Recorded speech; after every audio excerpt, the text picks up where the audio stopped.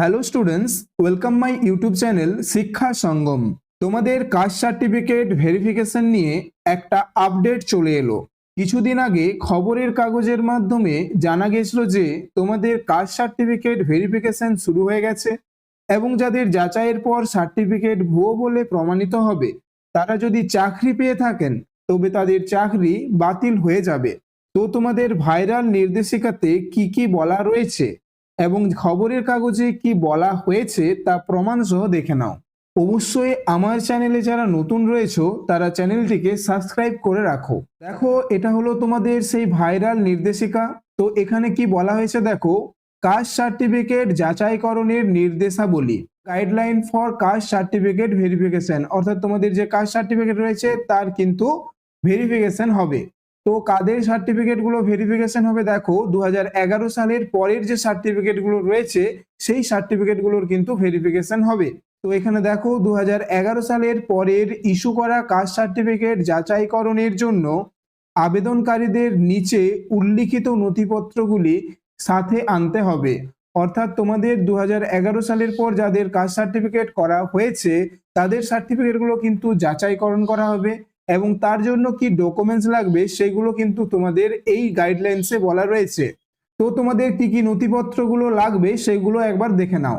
দেখো, প্রথমে রয়েছে আবেদনকারীর নিজস্ব নথিপত্র, অর্থাৎ যে আবেদন করবে তার যে নথিপত্রগুলো, যেমন আধার কার্ড, ভোটার কার্ড, বিদ্যালয়ের শংসাপত্র অর্থাৎ স্কুল সার্টিফিকেট এবং জন্ম শংসাপত্র বা বার্থ সার্টিফিকেট অথবা মাধ্যমিক অ্যাডমিট কার্ড। তো মাধ্যমিকের যে অ্যাডমিট কার্ডটি রয়েছে সেগুলো। তো এটা হচ্ছে যে আবেদন করবে তার যে নিজস্ব নথিপত্রগুলো রয়েছে সেগুলো কিন্তু নিয়ে যেতে হবে। 2 নম্বরে দেখো পিতার নথিপত্র, অর্থাৎ পিতার আধার কার্ড এবং ভোটার কার্ড। 3 নম্বরে দেখো মাতার নথিপত্র, অর্থাৎ মায়ের যে আধার কার্ড এবং ভোটার কার্ড রয়েছে সেগুলো কিন্তু নিয়ে যেতে হবে।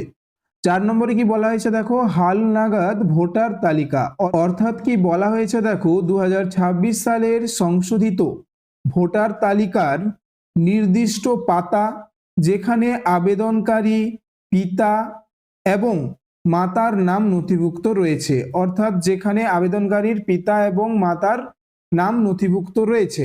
এরপরে দেখো পারিবারিক কাস্ট সার্টিফিকেট, অর্থাৎ পরিবারের যে কোনো সদস্যের 2011 সালের পূর্বে ইস্যু করা বৈধ এসসি, এসটি এবং ওবিসি সার্টিফিকেট। অর্থাৎ তোমরা যারা 2011 সালের পর সার্টিফিকেট করেছো, কাস্ট সার্টিফিকেট করেছো, তাদের পরিবারের এমন একজনের সার্টিফিকেট তোমাদেরকে নিয়ে যেতে হবে যেটা 2011 সালের আগে ইস্যু করা হয়েছে। সেই বৈধ এসসি, এসটি, ওবিসি সার্টিফিকেট কিন্তু তোমাদের নিয়ে যেতে হবে। অর্থাৎ তোমাদের মা বাবা যার সার্টিফিকেটটা রয়েছে 2011 সালের আগের করা, তাদের একটা বৈধ সার্টিফিকেট কিন্তু তোমাদেরকে নিয়ে যেতে হবে। 6 নম্বরে দেখো বংশ তালিকা ও লিঙ্কেজ নথিপত্র। তো এটা দেখো 2011 সালের পূর্বের সার্টিফিকেটধারী সদস্যকে প্রধান ধরে একটি স্পষ্ট বংশ তালিকা এবং উক্ত তালিকার উল্লিখিত প্রত্যেকের সপক্ষে প্রয়োজনীয় আইনি নথিপত্র। এরপর দেখো ওবিসি আবেদনকারীদের জন্য বিশেষ নির্দেশিকা। তো এখানে কি বলা হয়েছে, ওবিসি প্রার্থীদের ক্ষেত্রে আরামবাগ ব্লক উন্নয়ন আধিকারিক কর্তৃক প্রদত্ত বিগত 3 বছরের পারিবারিক গড় আয়ের শংসাপত্র জমা দিতে হবে। 8 নম্বরে দেখো পূর্বতম কাস্ট সার্টিফিকেট না থাকলে করণীয়। যদি পূর্বতন কাস্ট সার্টিফিকেট না থাকে তবে কি করবে? যাদের পরিবারে 2011 সালের আগের কোনো কাস্ট সার্টিফিকেট নেই তাদের ক্ষেত্রে সংশ্লিষ্ট গ্রাম পঞ্চায়েত প্রধানের দেওয়া এসসি সার্টিফিকেট, 1950 সালের পূর্ববর্তী সময়ের জমির দলিল এবং প্রতিবেশী 10 জনের আধার কার্ডের প্রতিলিপি জমা দিতে হবে। অর্থাৎ তোমাদের মধ্যে যাদের পূর্বতন কাস্ট সার্টিফিকেট নেই, অর্থাৎ 2011 সালের আগের কাস্ট সার্টিফিকেট নেই, তাদেরকে কি করতে হবে, সংশ্লিষ্ট গ্রাম পঞ্চায়েতের প্রধানের দেওয়া যে এসসি সার্টিফিকেট সেটা নিতে হবে। তার সঙ্গে 1950 সালের পূর্বের সময়ের জমির দলিল, অর্থাৎ তোমাদের 1950 সালের পূর্বে যে জমির দলিল রয়েছে সেটা নিয়ে যেতে হবে এবং প্রতিবেশী 10 জনের আধার কার্ডের প্রতিলিপি কিন্তু তোমাদের জমা দিতে হবে। তো এই সমস্ত নথিপত্রগুলো কিন্তু তোমাদেরকে নিয়ে যেতে হবে। তো এই নির্দেশিকাটা রিয়েল না ফেক দেখো এই নির্দেশিকাটা কিন্তু রিয়েল হওয়ার চান্স কিন্তু রয়েছে, কারণ দেখো কিছুদিন আগেই কিন্তু তোমাদের খবরের কাগজে তোমাদের ডকুমেন্টস ভেরিফিকেশন নিয়ে কিন্তু একটা খবর বেরিয়েছিল। দেখো খবরের কাগজে কি বলা হয়েছিল, কাস্ট সার্টিফিকেট যাচাই প্রক্রিয়া শুরু। তো তোমাদের কাস্ট সার্টিফিকেট যাচাই প্রক্রিয়া কিন্তু শুরু।